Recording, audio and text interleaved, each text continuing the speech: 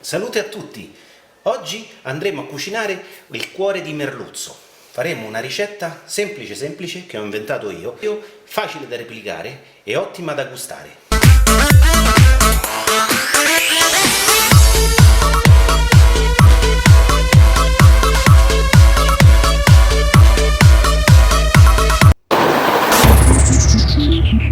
Quello che ci serve sono un cuore di merluzzo che si compra al supermercato, ve lo fate sfilettare dal vostro pescivendolo di fiducia, 2 pomodori, un pomodoro abbastanza grande, un po' di limone, zenzero macinato, sale, vino e timo. Andiamo a vedere molto velocemente come comporre il piatto.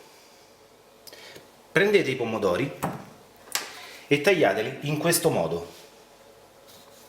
Levate la prima fetta che ovviamente viene col buco e tagliateli a rotelle.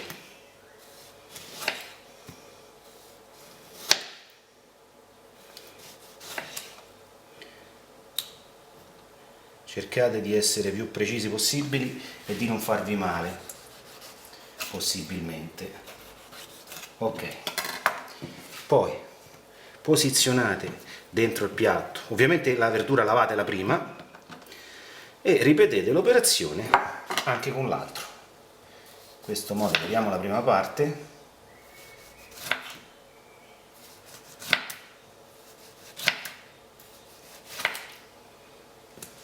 Quando arrivate che non ce la fate più con le mani, lo poggiate in questo modo e tagliate orizzontalmente. Ecco fatto. Sono sufficienti. Spostate nel piatto, diamo una pulita al tagliere solo per una questione di praticità, perché poi tanto comunque il pomodoro verrà a contatto col nostro merluzzo, e posizioniamo il merluzzo sul piatto. Questo potrebbe essere una dose esagerata, adesso vediamo quanto ne avanza, adesso lo congeliamo perché era fresco il pescato. Andate a fare delle fette in questo modo, più fine che sia possibile, senza ovviamente rovinare la carne. Per fare questa operazione serve solo un po' di pazienza, un po' di manualità e un bel coltello. Questo è un coltello da prosciutto affilato che funge da sfilettino, da sfilettatore.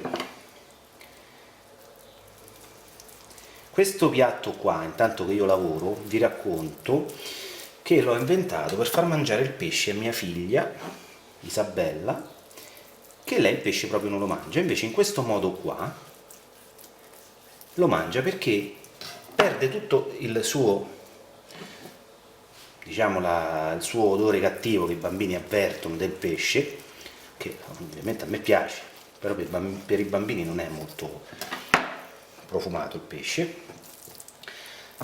Basta. E quindi ora andremo a comporre il piatto. Avete visto? Passato veramente poco tempo. Prendiamo delle terrine e cominciamo a comporre il nostro piatto. Abbiamo tutti gli ingredienti che ci servono. Prendiamo delle terrine, adesso io farò, diciamo, una dose per 3 persone e cominciamo a mettere il nostro pomodoro, una bella fetta, questa no, questa, una bella fetta sotto, vedete come capita bene, il pomodoro deve essere di questa circonferenza, della vostra terrina. Certo, una terrina così non troverete un pomodoro, però diciamo, per fare una porzione normale, uno qua e uno qua. Dopodiché prendiamo il nostro zenzero macinato, non esagerate con lo zenzero che è potente. Ok, zenzero macinato, un po' di sale. Perché metto sotto? Perché sotto poi rimarrà tutto un sughetto che poi andremo a vedere una volta cotto come utilizzarlo. Adesso intanto tastate sempre con le mani affinché non ci siano spine, perché specialmente per i bambini le spine sono odiose e potrebbero fargli un effetto traumatico e non mangiare più il pesce. andate a fare quindi uno strato con il vostro merluzzo, ma può essere usato qualsiasi tipo di pesce.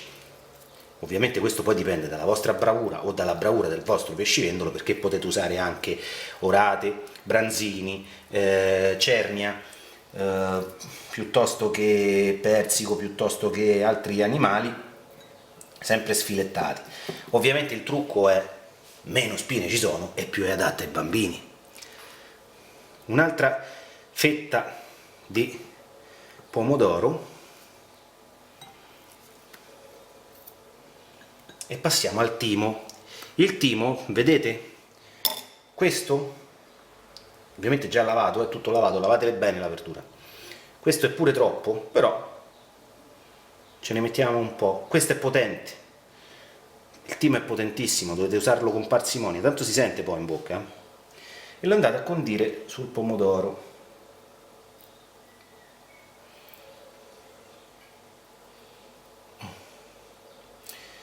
Da qua poi mano a mano che cuocerà passerà tutto il piatto, non vi preoccupate. Però comunque il secondo strato mettiamo il timo. E cominciamo a mettere anche il sale che non abbiamo messo finora. Ok, avanti, sempre state bene. Già quando l'ho tagliata l'avrei sentito, e anche voi avreste sentito se ci fossero delle spine, Quindi, però,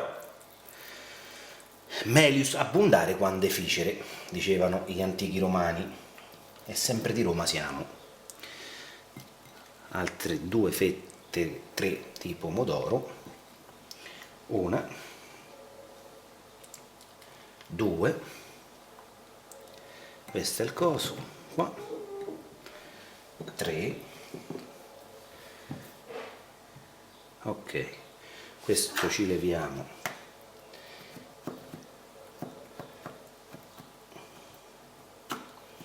l'interno per utilizzarla comunque, perché questo è un po' coriaceo e bruttarello anche.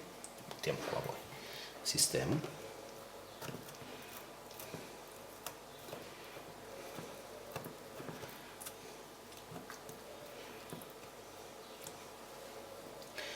Una, 2,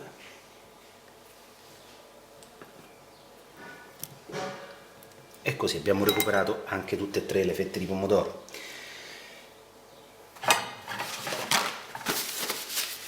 Altro zenzero, vedete con che parsimonia uso lo zenzero, perché è potente, anche se è secco. Sale, poco, l'abbiamo già messo sotto.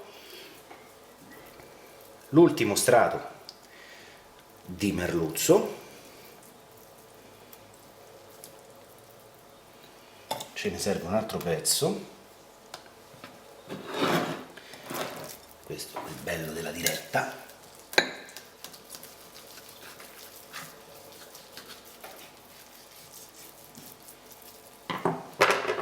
Ecco qua.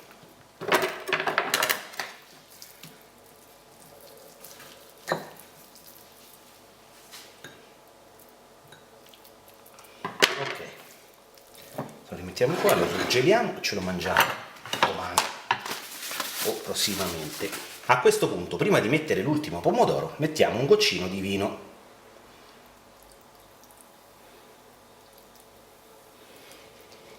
Proprio poco,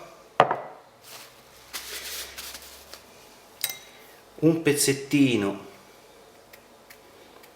di buccia di limone non trattato, ma proprio un odore, ecco così, che una volta poi andrà a dare la sua cosa. Un filo d'olio d'oliva. Non vi preoccupate se mettiamo tutto sopra, perché nella terrina, mano a mano che si cuocerà,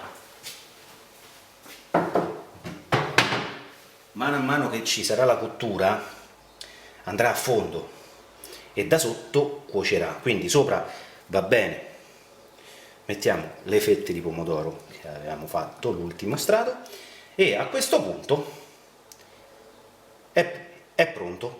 Il piatto è finito. e mettete in forno ben caldo per 20-30 minuti. Alexa, timer 20 minuti. 20 minuti, a partire da ora. E ci vediamo tra 20 minuti e vi faccio vedere come viene. Ecco il risultato, sono cotti. Ho preparato già un piatto con 2 fette di pane, che può essere anche bruscato. Adesso, aiutandovi con 2 cucchiai, prendete dal fondo e poggiate qua sul piatto. E ovviamente si è rotta, ma non fa niente. All'interno è presente del sugo, diciamo, dei succhi che ha rilasciato il pesce, e senza sprecarli li mettiamo sul pane in questo modo. Sono buoni anche questi. Poggio un cucchiaio che altrimenti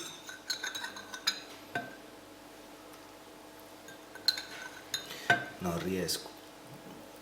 Questo è succo di pomodoro, succo del pesce, olio e quello che ci abbiamo, insomma, quello che ci abbiamo messo.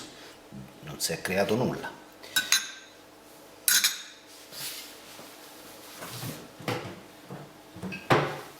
Mettiamo un filo d'olio a crudo.